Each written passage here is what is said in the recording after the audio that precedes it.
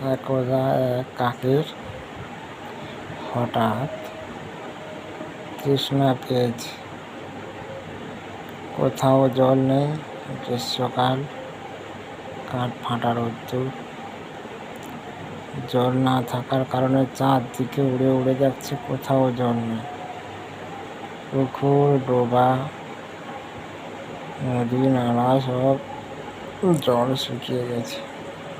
কিন্তু দেখলো যে একটা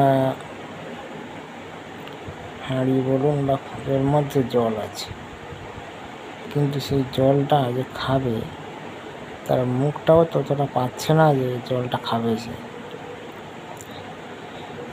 তারপরে সে কি করলো, সেই হাঁড়ি বা কুঁজোর পাশাপাশি দেখলো যে কিছু পাথর পড়ে আছে।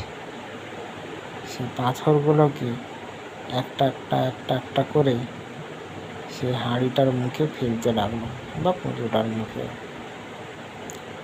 ফেলতে এক সময় দেখলো যে জলটা একদম মুখের উপর পর্যন্ত চলে এসছে। তারপরে সে কাকটা সম্পূর্ণ জলটি খেয়ে নিল। খাওয়ার পরে তার সম্পূর্ণ তৃষ্ণা মিটেও গেল এবং তারপরে সেখান থেকে সে উড়ে গেল। এখান থেকে আপনি কি বুঝলেন? যে বিপদের সময় মাথা গরম করার কোনো প্রয়োজন নেই,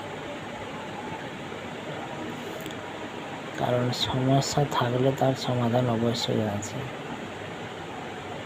তাই চুপচাপ থাকুন, সমস্যা থাকলে সমাধান আপনি পেয়ে যাবেন। রাখছি, বাই, টাটা। আর আপনি কি অ্যান্সার, আপনি সেটা বললে ভালো হয়। ওকে, বাই, টাটা, ভালো থাকবেন, সুস্থ থাকবেন।